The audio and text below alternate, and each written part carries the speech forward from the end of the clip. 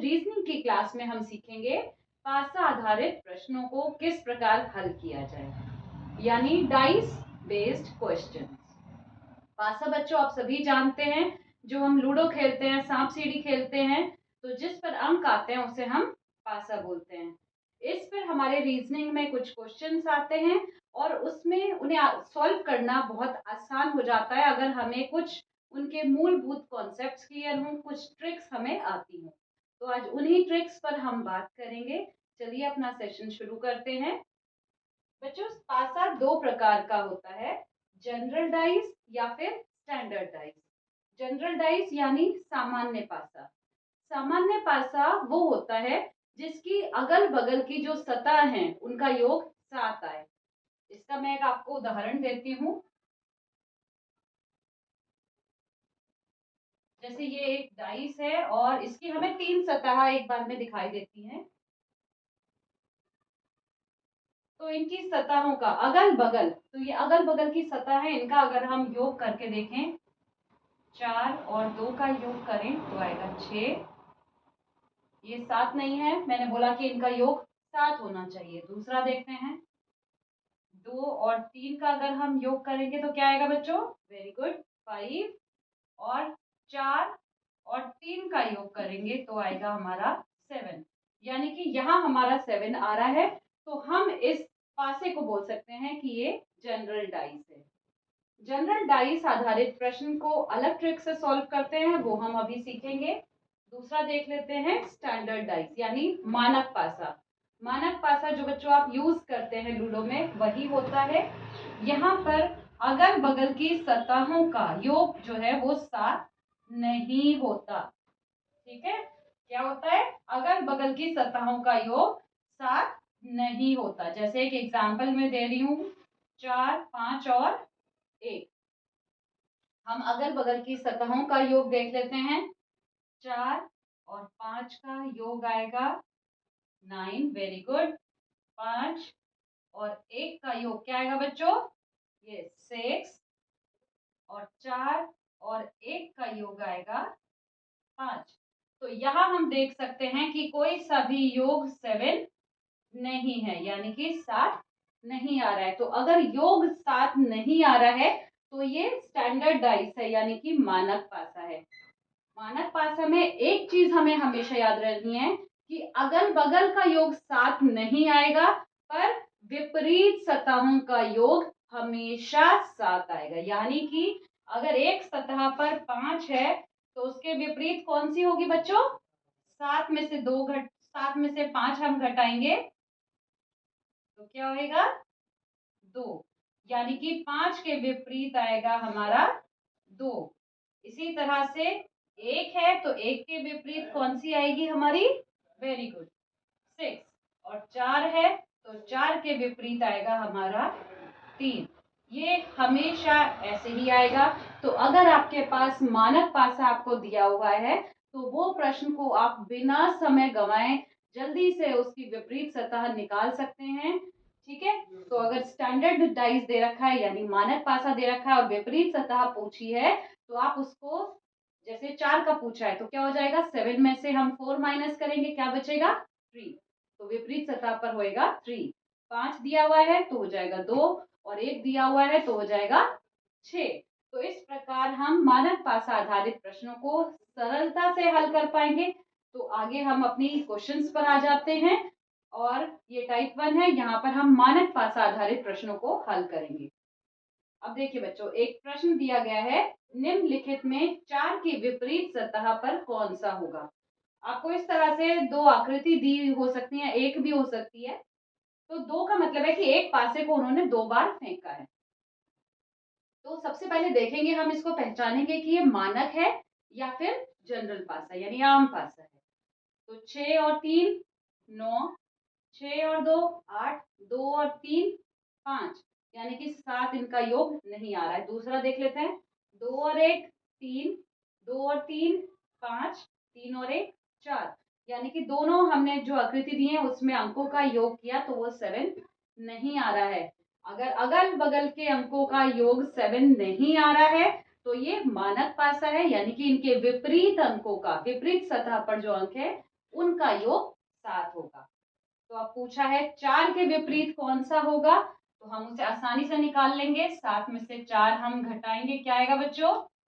Very good, 3। तो हमारा answer आ जाएगा 3। आसान है। एक और देखते हैं। यदि 2 ऊपरी सतह पर हो तो नीचे की सतह पर कौन सा अंक होगा? फिर से हम इसको चेक करेंगे कि ये हमारा आम पासा है या मानक पासा। 2 + 3 5, 2 + 1, इन दोनों सतहों का जोड़ देखते हैं। 2 + 1 3 और इधर 3 + 1 4, यानी कि यहाँ पर कहीं भी इनका योग 7 नहीं आ रहा है, तो ये मानक पासा है। और ऊपरी सतहों पर अगर अगल बगल का योग 7 नहीं आ रहा है तो इनकी विपरीत सतहों का योग कितना होगा? बहुत बढ़िया, 7 होगा। हमसे पूछा गया है 2 के विपरीत क्या होगा, तो हम आसानी से निकाल सकते हैं। 5 में से हम 2 को 7 में से हम 2 को घटाएंगे तो क्या आ जाएगा हमारा आंसर? 5। तो ये हमारा आंसर हो जाएगा। हम ऑप्शंस में से 5 देखेंगे और उसको टिक कर देंगे, ये हमारा आंसर होगा। आगे चलते हैं।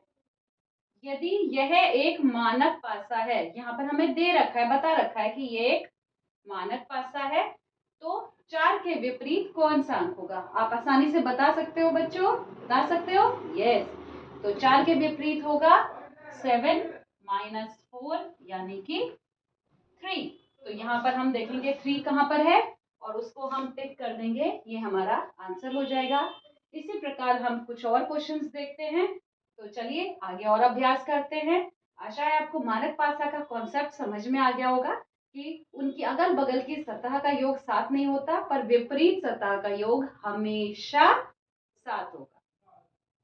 हमने बात करी स्टैंडर्डाइज की। यहाँ पर हमने देखा कि जो अगल बगल के अंक हैं उनका योग 7 नहीं होता।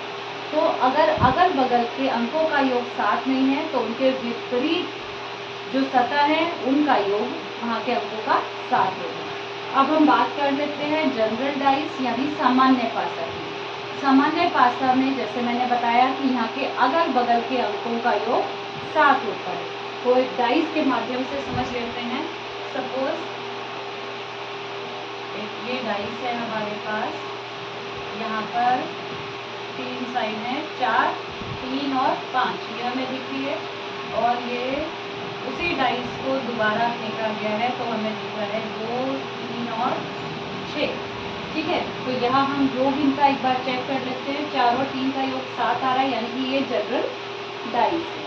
अब इस प्रकार के प्रश्नों को हम कैसे हल करेंगे, तो उससे पहले हमें देखना पड़ेगा कि सामान्य पासा में कितने अंक हमारे कॉमन हैं। अब यहाँ हम देखें कि एक अंक कॉमन है। अगर एक अंक कॉमन है तो हम उनके पासे के विपरीत सतह के अंक को कैसे पता करेंगे? कुछ नहीं करना है, यहाँ पर हमें सिर्फ सेम अंक जो कॉमन है उसको पकड़ना है और घड़ी की सुइयां जिस दिशा में घूमती हैं उस दिशा में घुमा देना है, यानी कि इसको इस दिशा में हम घुमाएंगे और फिर लिखकर देखेंगे 3 5 और 4।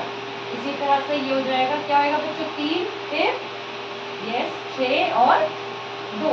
तो हमसे पूछा जा सकता है कि 5 के विपरीत क्या होगा, तो हम बता सकते हैं यहाँ पर कि 5 के विपरीत आएगा 6 और 4 के विपरीत क्या आएगा? 4 के विपरीत आएगा 2। तो 1 के विपरीत क्या आएगा? 1 के विपरीत जो यहाँ रह गया है वो आएगा, यानी कि 3। ठीक है, तो ये हम सामान्य पासा अगर एक अंक कॉमन है। अगर 2 अंक कॉमन है फिर कैसे करेंगे वो भी देख लेते हैं हम। अगर ये सपोज हमें पासा दिया गया है, यहाँ पर अंक दे रखे हैं 5 1 और 3, और ये दूसरा उसी पासे को दोबारा हमने फेंका है तो हमें अंक प्राप्त हुए 1 3 और 4। ठीक है, तो अब यहाँ पर बच्चों हमें देखेंगे तो हमें दिखेंगे 2 अंक कॉमन है। कौन कौन से? एक तो 1 दोनों में कॉमन है और दूसरा 3 तीसरा कॉमन है। यहाँ हमें देखना है जो कॉमन नहीं है वो एक दूसरे के विपरीत है। ये आप याद रखिएगा कि अगर पासे को 2 बार फेंका गया है और 2 अंक कॉमन आ रहे हैं तो जो कॉमन नहीं आ रहा है वो एक दूसरे का विपरीत है। तो यहाँ अगर क्वेश्चन आएगा कि 4 के विपरीत क्या आएगा, तो बिना समय गंवाए हम लिखेंगे 4 के विपरीत आएगा 5। ठीक है, तो इसी प्रकार के और भी प्रश्न हैं, हम उन्हें एक एक करके देखते हैं। चलिए आगे हमें एक प्रश्न दिया गया है, निम्नांकित प्रश्न में घन की विभिन्न स्थितियां दिखाई गई हैं, बताएं कि 3 के विपरीत सतह पर कौन सा अंक होगा। यहाँ एक बार चेक कर लेते हैं कि ये स्टैंडर्ड डाइस तो नहीं है। 5 3 8, 5 और 6 11, 6 और 3 9, 6 और 3 9, 3 2 5, 6 2 8, 4 3 7, 5 3 8 और 5 और 4 9, यानी कि योग 7 आ गया है, तो ये सामान्य पासा है। 5 4 9, 5 2 7, 2 और 4 6।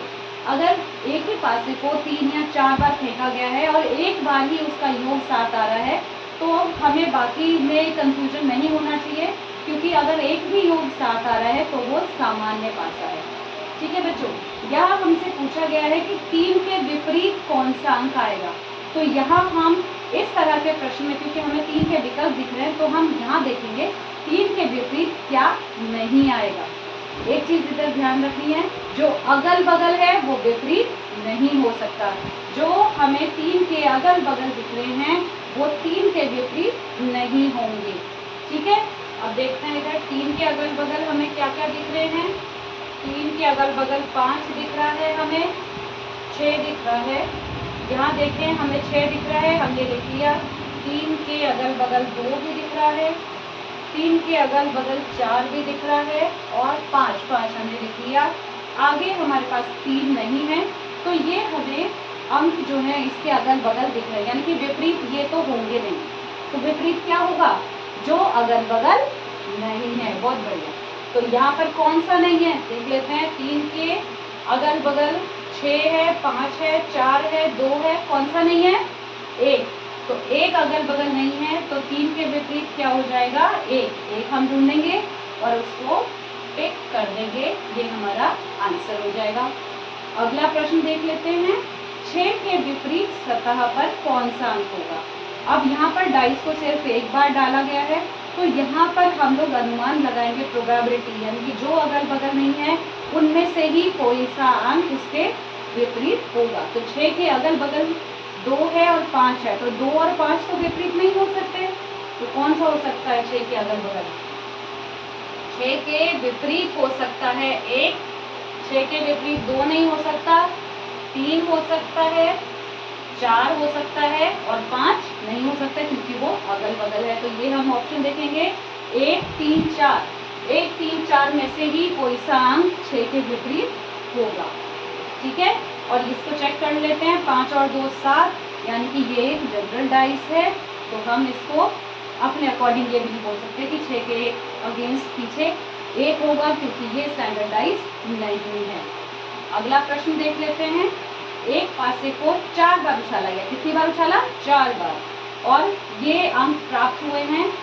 हमें देखना है 2 के विपरीत, तो यहाँ हम देखेंगे बच्चों कि कितने अंक इधर कॉमन है। यहाँ हम देखें तो हमें 2 और 3 कॉमन दिख रहे हैं, और ठीक है, तो यहाँ हम इसको जो है घुमाकर भी देख सकते हैं। ठीक है बच्चों, तो यहाँ हम अगर इसको इधर से घुमाकर देखें, देखिए 4 को हम पकड़ लेते हैं, इधर 4 को पकड़ लेते हैं और इसे घुमाते हैं किस डायरेक्शन में, घड़ी की सुइयों की डायरेक्शन में, तो ये हो जाएगा 4 5 3 और 4 2 और 6। तो यहाँ पर हमारे अकॉर्डिंग आ रहा है 5 के विपरीत होगा 2। हम इसको एक बार और देख लेते हैं। कैसे देखेंगे, हम इसके ऑप्शंस देखेंगे कि 2 के अगल बगल जो अंक हैं वो उसके विपरीत नहीं हो सकते। तो वो हम देख लेते हैं कि 2 के अगल बगल कौन से अंक हैं वो उसके विपरीत नहीं होंगे। 2 के अगल बगल 3 है, तो 3 विपरीत नहीं होगा। 4 है, तो 4 भी उसके विपरीत नहीं होगा। 2 के अगल बगल 1 है, तो 1 भी उसके विपरीत नहीं होगा। 3 हम लिख चुके हैं।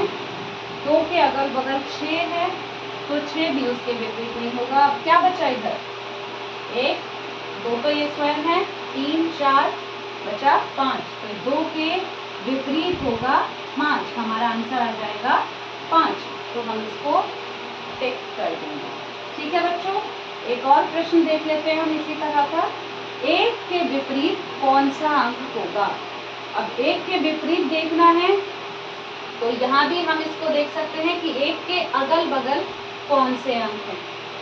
1 के अगल बगल हमारे पास 2 है तो 2 विपरीत नहीं होगा, 4 है तो 4 भी विपरीत में नहीं होगा, 5 है तो 5 भी विपरीत में नहीं होगा, और 1 के अगल बगल 6 दिखा है तो 6 भी विपरीत में नहीं होगा। कौन सा अंक बचा बच्चों, जल्दी से बताओ।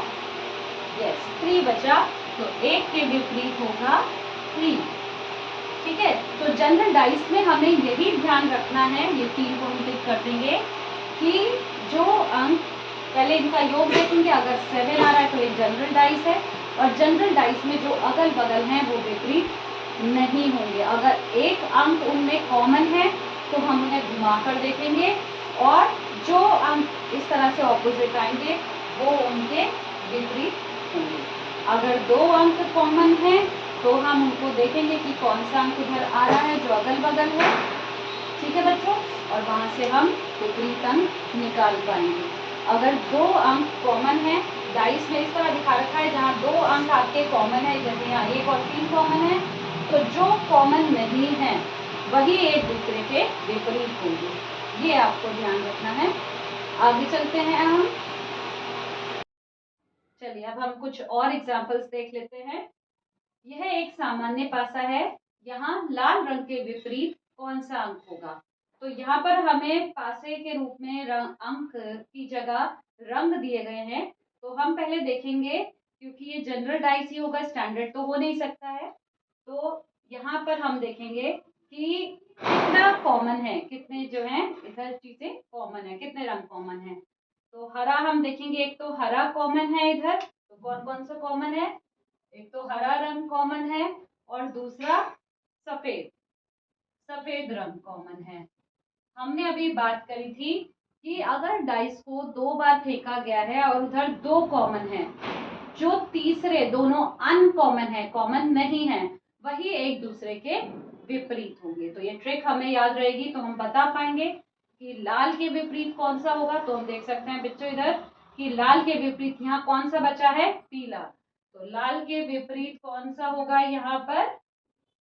पीला। तो हम आंसर में पीला खोजेंगे और उसको टिक कर देंगे। ठीक है, अब यहाँ पर डाइस जो है, यहाँ पर अंक की जगह हमें क्या दिए गए हैं? बिंदु दिए गए हैं। तो यहाँ हम देखेंगे 2 बिंदुओं के विपरीत सतह पर कितने बिंदुओं वाली सतह होगी, यानी कि ये जो 2 बिंदु वाली है इसके विपरीत कितने बिंदुओं वाली सतह होगी। तो हम देख लेते हैं कि 2 के विपरीत कौन कौन सा हो सकता है, संभावित कौन कौन से हैं। हमें मालूम है कि जो अगल बगल हैं वो विपरीत नहीं होंगे। तो 2 के अगल बगल 4 है, 4 नहीं होगा। 2 के अगल बगल 6 है तो 6 भी नहीं होगा। अब यहाँ पर हो सकता है 1, 3, 5, 3 बार डाइस को फेंका गया है, और अगर 2 नहीं आ रहा है तो उसका विपरीत सतह यहाँ पर जरूर आ रही होगी। तो हम देखेंगे इनमें से कौन सा बिंदु वाला सतह है जो ज्यादा आ रहा है। तो हम देखेंगे यहाँ पर 4, और 4 तो इसके अगल बगल है तो 4 नहीं हो सकता, 4 2 बार है। 1 एक ही बार है तो 1 भी नहीं हो सकता। 5, 5 हम देखें इधर 2 बार आ रहा है, तो 2 के विपरीत होगा 5, क्योंकि वो 2 बार इधर हमें देख रहा है। अगला प्रश्न देख लेते हैं हम बच्चों। यदि विपरीत सतह की बिंदुओं की संख्या का योग 7 हो, यानी कि क्या है ये एक स्टैंडर्ड डाइस है, यानी कि विपरीत सतहों का योग 7 है, तो उत्तर आकृति में से सही आकृति बतानी है। हमें ध्यान रखना है कि अगर वो स्टैंडर्ड डाइस है, स्टैंडर्ड डाइस है तो उसके विपरीत सतहों का योग 7 होगा, और अगल बगल की सतहों का योग 7 नहीं होगा। तो वही हम इधर कॉन्सेप्ट लगाएंगे, अगर अगल बगल की सतहों का योग 7 है तो वो हमारा आंसर नहीं होगा। यहाँ देख लेते हैं, यहाँ पर पहले में है 4 + 3, ये 7 आ रहा है तो ये हमारा आंसर नहीं होगा। यहाँ पर देख लेते हैं 6 और 3, 6 और 3 आ रहा है हमारा 9, 6 और 2 आ रहा है हमारा 8, और 3 और 2 आ रहा है हमारा 5 यहाँ पर, यानी कि 7 नहीं आ रहा है, तो ये हमारा आंसर होगा। आगे देख लेते हैं, यहाँ पर 6 और 1 ये 7 है, तो ये आंसर नहीं होगा। आगे 5 और 1 6, 2 और 1 3, 5 और 2 7, यहाँ भी 7 आ रहा है, तो ये भी आंसर नहीं होगा, क्योंकि उनकी विपरीत बिंदुओं की सतहों का योग 7 है, तो अगल बगल का योग 7 नहीं होगा, तो ये हमारा आंसर होगा। इस प्रकार हम क्वेश्चंस को आसानी से हल कर सकते हैं। बच्चों ये थे हमारे जो डाइस बनकर आया है। अब हम देखते हैं कि अगर हमारे पास ओपन डाइस हो, ठीक है, तो हम उन्हें कैसे सॉल्व करेंगे। तो आइए हम देखते हैं अब आगे प्रश्न ओपन डाइस के ऊपर। तो आइए अब हम अपने ओपन डाइस के क्वेश्चंस को हल करने की कोशिश करते हैं। इस प्रकार हमें ये खुला हुआ डाइस दिखेगा और इसे हमें कहेंगे कि अगर हम इसको वापस डाइस बनाए, मोड़कर डाइस बनाए, तो किसी भी अंक के ऑपोजिट कौन सा अंक आएगा। तो यहाँ बच्चों हमें जो कॉन्सेप्ट याद रखना है वो ये है कि जो अंक अगल बगल हैं, जिसके कोने मिल रहे हैं, वो विपरीत नहीं होंगे। ठीक है, तो विपरीत वो होंगे जो कहीं से नहीं जुड़ रहे। तो 5 के विपरीत ये वाला होगा और 2 के विपरीत ये होगा, तो इस वाले के विपरीत होगा। तो इसको हम लिख लेते हैं। 5 के विपरीत आ रहा है हमारा 4, 2 के विपरीत आ रहा है हमारा 6 और 1 के विपरीत आ रहा है 3। इस तरह आप निकाल लेंगे तो आप कोई भी प्रश्न में कुछ भी वो पूछेंगे आप बहुत आसानी से हल कर पाएंगे। तो जब डाइस मुड़ेगा तो विपरीत हमारे ये वाले अंक आएंगे। ठीक है, अब यहाँ हमसे पूछा है 1 के विपरीत क्या आएगा, तो हम आसानी से बता सकते हैं 1 के विपरीत क्या आएगा। Very good, 3। तो हम 3 को टिक कर देंगे, 3 वाले विकल्प को, और अगले क्वेश्चन की ओर बढ़ेंगे। अब देखिए यहाँ पर हमें अंक नहीं दे रखे, यहाँ हमें अंग्रेजी वर्णमाला के अक्षर दिए हुए हैं। सेम, बिल्कुल घबराने की जरूरत नहीं है, वही हम कॉन्सेप्ट इधर लगाएंगे। यानी एफ के विपरीत बी आएगा, ई के विपरीत सी आएगा और ए के विपरीत डी आएगा। यहाँ हम लिख लेते हैं हमारा ए के विपरीत आ रहा है बी, एफ के विपरीत आ रहा है बी और ई के विपरीत आ रहा है सी। एक चीज बच्चों इधर ध्यान रखनी है, अगर हमें सतह पर, अगर हमें यहाँ सामने ये वाले एक साइड दिख रही है तो ये नहीं दिखना चाहिए। ठीक है, तो एक साइड हमें दिखेगी। अगर हमें देखिए जैसे यहाँ पर है एफ, बी और ई, एफ दिख रहा है और बी भी दिख रहा है, तो ये विपरीत है। अगर एफ दिख रहा है तो बी नहीं दिखना चाहिए क्योंकि वो विपरीत है, ये गलत है। इधर एफ दिख रहा है, देख ले भाई कोई दिक्कत नहीं है। ई दिख रहा है, ई से भी कोई दिक्कत नहीं है, वो अलग है। और तीसरा डी दिख रहा है, यानी कि ई, एफ और डी दिख रहा है, तो ये तीनों जो है एक दूसरे के विपरीत नहीं है, तो देख सकते हैं ये डाइस बन सकती है। ये हमारा आंसर है। एक बार आगे भी देख लेते हैं हम लोग। हमारा बी दिख रहा है, ठीक है, ई दिख रहा है, ठीक है।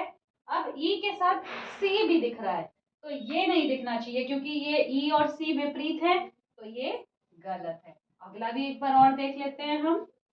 डी दिख रहा है, ठीक है, ई दिख रहा है, ओके, उसके साथ ए दिख रहा है। भाई डी और ए तो विपरीत हैं, तो ये नहीं दिखने चाहिए एक साथ, तो ये वाला भी गलत है, इसीलिए ये वाला विकल्प हमारा सही है। एक और क्वेश्चन देख लेते हैं, आसान लग रहा है ना। हाँ, चलिए इसे मोड़कर, अब यहाँ पर हमें अंक नहीं दे रखे, यहाँ हमें बिंदु दे रखे हैं, पर घबराना नहीं है क्योंकि कॉन्सेप्ट हमारे सेम रहेंगे। ये इसके ऑपोजिट हो जाएगा और ये वाला इसके ऑपोजिट हो जाएगा और ये इसके ऑपोजिट। तो हम ये अंक लिख लेते हैं। 6 के ऑपोजिट आ रहा है हमारा 3, 1 के ऑपोजिट आ रहा है हमारा 2 और 4 के ऑपोजिट आ रहा है हमारा 5। अब जो भी ये पूछेंगे हम उसे बहुत आसानी से कर सकते हैं। अब ये पूछ रहा है कि 3 बिंदुओं वाली सतह के विपरीत कितने बिंदुओं वाली सतह आएगी। यहाँ बच्चों हमें समय वेस्ट करने की जरूरत ही नहीं है, बस एक बार इसको आपको डाइस के ऑप्शंस जो है इसको कि फोल्ड किस तरह करना है वो समझ लेना है, और कुछ भी वो पूछेंगे आप तुरंत उसका आंसर निकाल सकते हो। तो 3 के विपरीत हमारा क्या आ रहा है बच्चों, 6। तो ये हमारा इसका आंसर आ जाएगा जहां पर 6 लिखा हुआ है। इस तरह हम ओपन डाइस को भी आसानी से हल कर पाएंगे। कुछ और प्रश्न हम इसी पर आधारित देख लेते हैं कि हमारा ये पूरा कॉन्सेप्ट और सुदृढ़ हो जाए। चलिए चलो बच्चों, ओपन डाइस के कुछ और क्वेश्चंस हम देख लेते हैं। यहाँ हमें दे रखा है इसे मोड़कर कौन सा डाइस आएगा। तो मोड़कर हमें डाइस बनाना है, तो वही कॉन्सेप्ट हमें याद रखना है, एक छोड़कर एक, यानी कि ऑल्टरनेट, इधर इधर और इधर। तो 1 के ऑपोजिट हमारा आएगा 2, 5 के ऑपोजिट आएगा हमारा 3 और 4 के ऑपोजिट आएगा हमारा 6।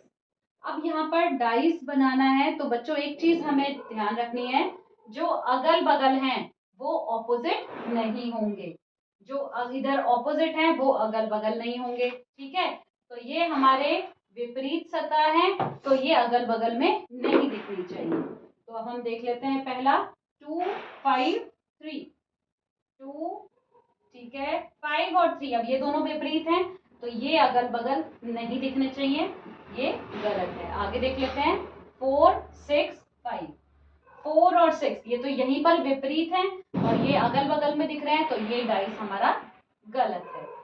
2, 5, 3, 2, ठीक है, 5, 3 ये फिर से हमारे दोनों के दोनों विपरीत हैं, ये अगल बगल में नहीं होंगे तो ये भी गलत है। आखिरी विकल्प ही सही होना चाहिए, चेक कर लेते हैं 2, 4 और 5, 2, ठीक है, 4, 5। अब हम देखेंगे कोई सा भी विपरीत इधर आ रहा है, नहीं आ रहा है ना, तो यही हमारा सही आंसर है। ठीक है बच्चों, अब देखिए ये हमारा एक और प्रश्न आया है।